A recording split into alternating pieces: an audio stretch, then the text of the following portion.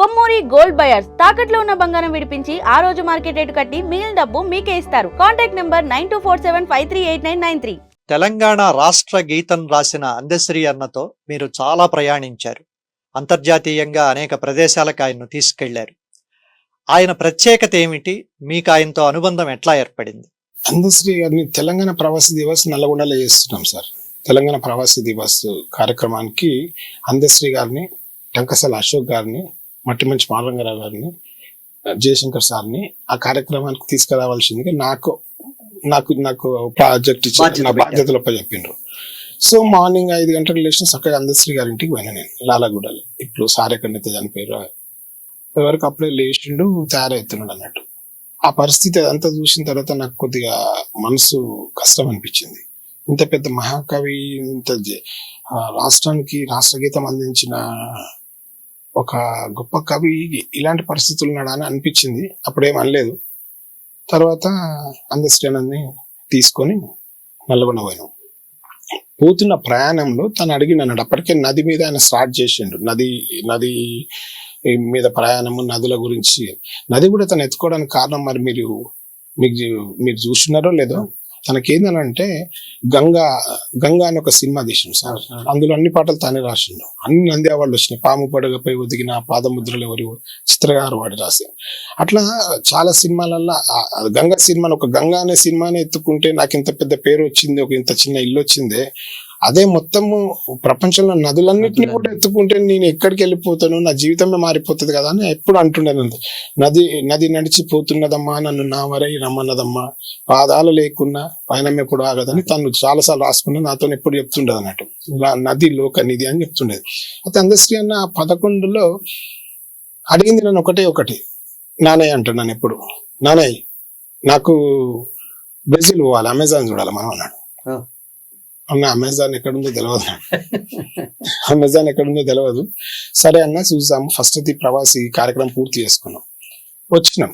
Next డేనే నా ఇంట ఇక నన్ను ఇష్టపెట్టలే. ఇక అదే రోజు ఆ పరిచయం నుంచి మొదలు పెడితే నిన్న చనిపోయే కంటే 2 రోజులు ముందు కూడా నాతో వీడియో కాల్లో మాట్లాడిన సందర్భం అన్నట్టు.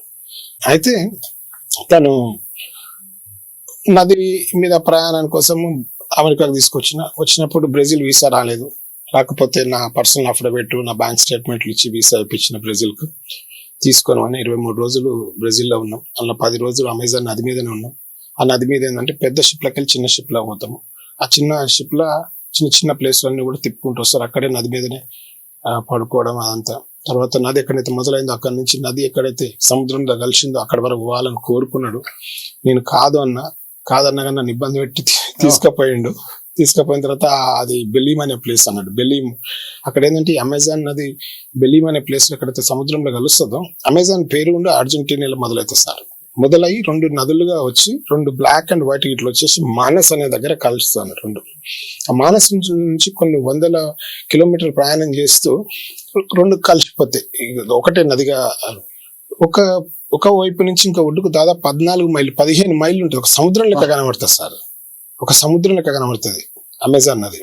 చిన్నగా మన పాయలాగానో ఇట్లా ఉండదు, మైల్స్ ఉంటుంది సముద్రం నది. అయినాక ఆ బెలీమ్ అనే ప్లేస్ ఎక్కడైతే అమెజాన్ సముద్రంలో కలుస్తుందో కొన్ని కిలోమీటర్ల వరకు మంచినీళ్ళే ఉంటాయి సార్. అంటే అంత నీళ్లు పంపు చేస్తానట అది సముద్రంలోకి. అయితే అక్కడ చిన్న ఐలాండ్స్ ఏర్పడుతుంది. దాదాపు 20 నుంచి 25 ఐలాండ్స్. ఒక్కొక్క ఐలాండ్ జపాన్ కంటే కూడా పెద్దగా ఉంటాయి సార్. అంత ఆ డెల్టా ఏరియా అదంతా కూడా. సో అది చూడాలని అన్నకు చాలా అది ఉండే. చివరికి అది కూడా తీసుకపోయినా, ఆడికి కూడా పోయినాము. పోయి వచ్చిన తర్వాత దాదాపు ఇంకా నెలలు నా దగ్గరే ఉంటుండే. తెలంగాణ డెవలప్మెంట్ ఫోరం నుంచి కూడా ఈవెంట్స్ కార్యక్రమాలు తీసుకుంటుంటుండే. అందులో కూడా భాగస్వామ్యం అవుతుండే. అట్లా అందశ్రీతో ఒక ఎనలేని అనుబంధం ఏర్పడ్డది. ఇంకా ఎప్పుడు వచ్చినా ఎప్పుడు పోయినా కానీ తనకు నాతో పాటే ఉండేది, అన్నతో పాటే నేను ఉండేది. అట్లా అయింది సార్. ఆయన తీరని కోరికలు ఏమన్నా ఉండిపోయాయా? అంటే అన్న ఎప్పుడు అంటే మీరు గమనించి ఉంటారు, అందశ్రీ గారు ప్రతి వేదిక మీద, ప్రతి ఇంటర్వ్యూలా, ప్రతి దగ్గర చెప్పేది, అరే నేను ఎవరిని పుట్టినో నాకే తెలియదు, మీ కులాల గొడవ నాకెందుకురా, నాదే నాకు అర్థమైతే లేదు, మీదేందిరా గొడవ అని ఊక ప్రతిసారి చాలా వ్యంగ్యంగా చాలా ఏమంటాం మాట్లాడుతుండేది. అయితే అందశ్రీ అన్న నిజానికైతే ఎక్కడ పుట్టిన ప్లేస్ మనందరికీ తెలుసు, కానీ ఎవరికి పుట్టిండో ఏందో తెలియని పరిస్థితి నుంచి పుట్టగంజి ఉన్నప్పటి నుంచి మల్లారెడ్డి గారు ఆయన తీసుకొని కొద్దిగా భారతం రామాయణం చెప్పిన సందర్భం నుంచి శంకర్ మహారాజ్ పరిచయం అంత వరకు ఆయన జీవితం అంతా కూడా కష్టాలే ఉంటుండే.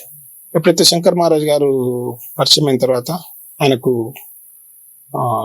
మన నిజామాబాద్ దగ్గర ఆశ్రమంలో అన్ని ఉపనయనం అవన్నీ చేపించి అందశ్రీగా పేరు ఇచ్చి మొట్టమొదటిసారిగా ఆయన కొద్ది భక్తి శ్రద్ధలు అవన్నీ కూడా ఎక్కువ సార్ అందశ్రీ గారికి. అయితే అందశ్రీ అన్న ఎప్పుడు నాతో చెప్పిన 3 విషయాలు ఏంటంటే, నానే జేజే తెలంగాణ ఒక్కనాడు కాకుండా ఒక్కనాడైనా రాష్ట్రగీతం అవుతుంది అని అన్నాడు. ఎందుకంటే లాస్ట్ 10 years నుంచి 9 సంవత్సరాలు 9 సంవత్సరాలు ఒక రకమైన హ్యూమిలియేషన్ గురైపోయాడు. ఏదైతే కావాలనుకున్నదో కాలేదు, ఏదైతే జరుగుతుంది అనుకున్నాడో జరగలేదు. తనకు ఒక రకమైన స్ట్రెస్ అంటే ఒక రకమైన కసిగా పనిచేసిండు ఒక 8 సంవత్సరాలు. ఇంటికి కూడా సరిగా పోకపోతుండే, క్యాంపస్లో ఉంటుండే, ఫోన్ చేస్తుండే. ఒకటి తను రాసిన జే జే తెలంగాణ రాష్ట్ర గీతం కావాలని తను ఊరూరు హైదరాబాద్ లో ఇప్పుడు అదేపడి నుంచి వచ్చిన తర్వాత జనగాం దగ్గర వాళ్ళ ఊరు సార్. అక్కడి నుంచి వచ్చిన తర్వాత ఈ హైదరాబాద్ లో పుట్టగా పట్టుకొని పనిచేస్తూ తాపి మేస్త్రిగా పనిచేస్తున్న సందర్భంలో ఎప్పుడు తనకు ఒక ఆలోచన ఉండేదంట.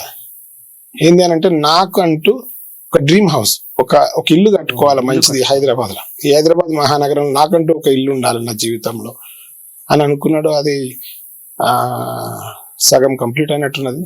ఈలోగానే అదొకటి, రెండోది అదొకటి కాకుండా అయిపోయింది సార్. మూడోది ఏముండానంటే, ఈ నది మీద తను చాలా డబ్బులు ఖర్చు పెట్టుండు. స్నేహితులు, ఇత్తులు, ఫ్రెండ్స్ అందరి సహకారం వల్ల కొన్ని కోట్ల రూపాయలు ఈ నది ప్రయాణంలో ఖర్చు పెట్టిండు సార్. అందులో చాలా మంది భాగస్వామ్యం అయినరు. అందులో ప్రధాన భూమిక నాది అయినప్పటికీ చాలా మంది భాగస్వామ్యం వల్ల ఆ కార్యక్రమం మొత్తం కంప్లీట్ చేసుకున్నాడు. అది కావ్య రూపంగా దాన్ని గొప్పగా తీసుకురావాలన్న సందర్భంలో అది ఇక మొదలు పెట్టాలి నానే ఇక నది అనే సందర్భంలో దాన్ని బయటికి తీసుకురాకుండానే వెళ్ళిపోయింది అనేది బాధాకరం. రకరకాల స్వప్నాలన్నీ నెరవేరాయి, రాష్ట్రం సాధించడం కంటే ఇంకేముంది అని అన్నారు మీరు. రాష్ట్రం వచ్చిన తర్వాత మళ్ళీ దీనికి ఒక రోడ్ మ్యాప్ ఉంటుంది కదా. ఇప్పుడు మీరు ఒక ఎన్ఆర్ఐగా లేక రకరకాల దేశాల్లో వ్యాపారాలు అవి మీకు తెలిసిన మనిషిగా ఇంకొంచెం ఇట్లా వెళితే బాగుంటుంది అని అనిపించే అంశాలు ఏమున్నాయి తెలంగాణ ముందు? తెలంగాణలో సార్ ఇప్పుడు ఐటీ రంగంగా మనకు ముందు వరుసలోనే ఉన్నాం, ఫార్మా రంగంలో ముందు వరుసలోనే ఉన్నాం. ఓకే, ఇన్ఫ్రాస్ట్రక్చర్ పరంగా కానీ అంటే మనకు రోడ్డు రవాణా వ్యవస్థ కూడా అంటే సెంట్రల్ గవర్నమెంట్ ఫండ్స్ తో కానీ ఇప్పుడు వచ్చిన టోల్స్, అవుటర్ రింగ్ రోడ్స్ ఇవన్నీ కానీ బాగానే వచ్చినాయి. కాకపోతే ఏంటంటే ఇంకా ఇప్పటికి కూడా గల్ఫ్కి పోతున్నారు చూసిరా సార్, అది బాధాకరం.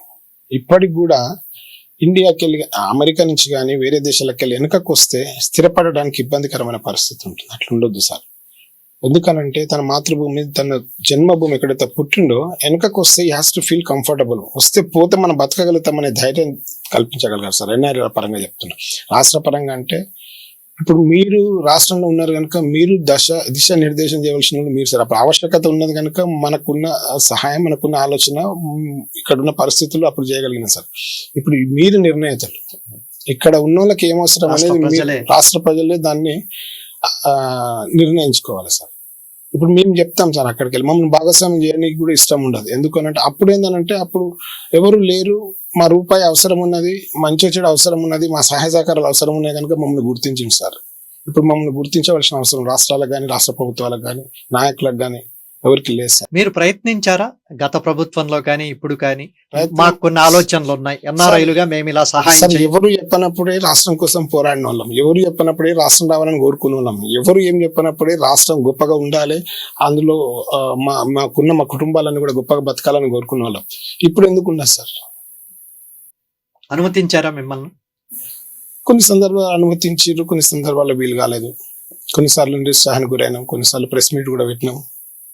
ఇక అది ఉంటది కదా సార్. ఇప్పుడు కాకపోతే ఏంటంటే నేను అందశ్రీ అన్న అది కంక్లూడ్ చేసే కంటే ముందు ఒక మనిషికి ఎక్కడ పుట్టిండో తెలియదు, ఎలాంటి పరిస్థితుల్లో పుట్టిండో తెలియదు, ఎన్ని కష్టాలు పడి పెరిగిండో తెలియదు, ఎంతమందిని యాచించిండో తెలియదు, ఎంతమంది దగ్గర ఇబ్బంది పడ్డాడో తెలియదు. ఆయన దర్పము, ఆయన అహంకారము, ఆయన ధిక్కారము, ఆ స్వరం చాలా సందర్భాల్లో వినిపిస్తుండేది. కానీ మనిషి చాలా మెత్తటివాడు. కానీ నాకు తెలిసి నేను ఒక 50 సంవత్సరాల నుంచి నాకు జ్ఞానము బుద్ధి ఉన్నప్పటి నుంచి నా గుడి తిరిగినప్పటి నుంచి ఒక సీఎం ఒక సామాన్య చిన్న కళాకారునికి పాడబట్టి పాల్దాపి నారాయణ మంత్రం చదివి అంత గొప్ప అధికార లాంఛనాలతోని ఒక అంత్యక్రియలు జరగడం అనేది నువ్వు ఎట్లా పుట్టినావు అనేది ముఖ్యం కాదు, సస్య అందశ్రీ లెక్క కావాలనేది చూపించిపోయింది సార్. అది నాకు చాలా ప్రభుత్వ పరంగా బాగా అనిపించింది. అంటే ఒక కళాకారుని కూడా అంత గొప్పగా గుర్తించినందుకు గొప్ప విషయం. అది అంటే అనొద్దు కానీ ఒక సీఎం గాని ఒక పిఎం గాని చనిపోతే కూడా అంత గొప్పగా ఏ రాష్ట్ర సీఎం వచ్చి పాడమోసి చెవుల నారాయణ మంత్రం చదివి చివరిదానికి ఉండి అధికార లాంఛనాలతో మొత్తం సిస్టాన్ని, మంత్రులని, క్యాబినెట్ ని అక్కడ పెట్టిన సందర్భము నేనైతే చూడలేదు సార్ మరి నా జీవితకాలంలో ఇప్పటివరకు. అందుకే ఆయన రాసిన పాటేమో మాయమైపోతున్నాడమ్మా అన్న, మనకు అందశ్రీ అన్న ఎప్పటికీ మాయంగాడు. మన జ్ఞాపకాల్లో మనం మాట్లాడేటప్పుడు ఆ సందర్భంలో ఆయన కవితగా, పల్లవిగా, ఆయన స్ఫూర్తిగా అట్లాగే ఉంటాయి.